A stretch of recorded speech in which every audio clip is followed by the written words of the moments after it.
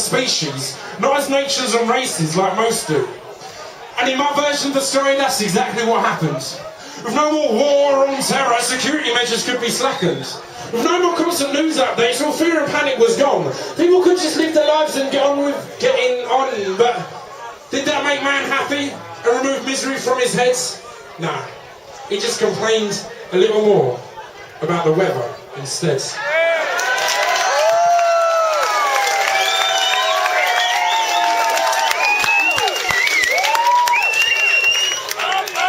I'm going to do one more piece and then I'm going to be on my way.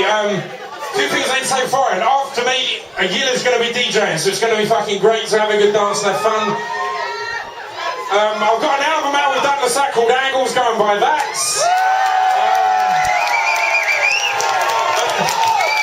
And lastly, and most mysteriously, that poem that I just did, I did it 2 nights ago in front of Griff Rhys-Jones. Thank you very much. You're the one that keeps shouting screamiest during the poems though, I'm busy. We can't have a protracted conversation during a poem, it's home freestyle. You're probably wondering how I got this gig and how I got to stand up here. And someone came up to me earlier and said, what do you do? I said, I just speak. They said, I don't understand. Probably wondering how I got this, but the fact is, I'm loaded. I'm really rich. I made my first million before I was 19. I live in Stanley Hope in Essex. I was the first millionaire in Stanford. But let me explain. You may, the way I did that was for a certain piece, and you may not think you've heard any of my music, some of you, but I'm going to do a little sample before I end, a little sample of the piece that made me my millions. Just, you know. Cashier number 1, please. Cashier number 2. I sold that shit to Woolworths first, but then the post office got in on it, and they've got the fucking money. All this Dan Brown conspiracy about the Catholicism, fuck that post office, they got shit going on. Give them a letter and 36p, they'll take it the whole country and hand deliver it. They've got other revenues, trust me. So that links nicely to this final piece, which is, I stole a letter that I'd like to read you, which, just so everyone knows, stealing is like an offence, it's illegal, stealing of post is illegal, so for any ladies out there, I now have the appearance of a kind of James Dean, Phil Mitchell kind of rebellion character, so I'd like to read you this letter and stop rambling. This is a letter from God to man. It says,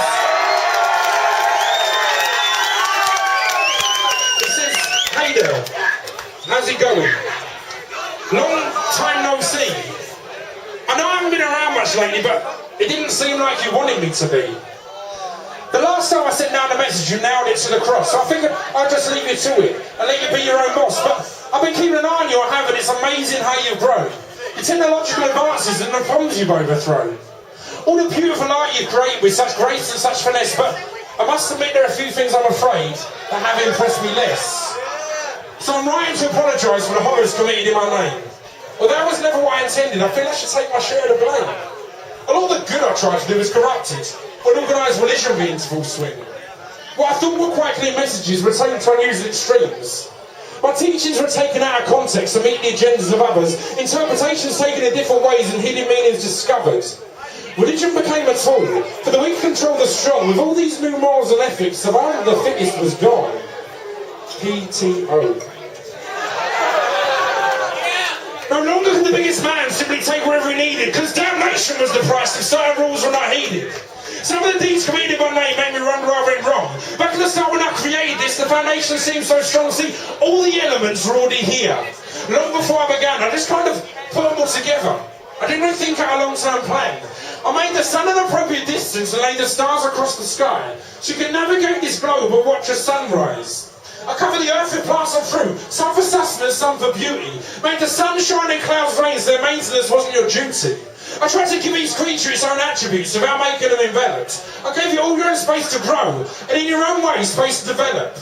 I didn't know that such developments would cause rifts and jealousy, cause us a war against each other, and leave marks on this planet indelibly. You see, I wasn't the creator. I was more the curator of nature. And I want to set things straight with homosexuals right now. I don't hate ya. I was a simple being. I happened to be the first to yield such powers, but I just laid the ground. It was you that built the towers. It was you that invented bombs and the fear that comes with them. It was you that invented money and the corrupt economic systems. You invented terms like just war and terms like friendly fire. It was you that didn't know when to stop digging deeper or when to stop building higher. It was you that exhausted the resources I carefully laid out on this earth. It was you that saw these problems coming but credited them little worth. It was you that used my teachings for your own personal gain. It was you that committed such tragedies even if they were in my name. So I apologise for my mistakes and when my words are misconstrued, but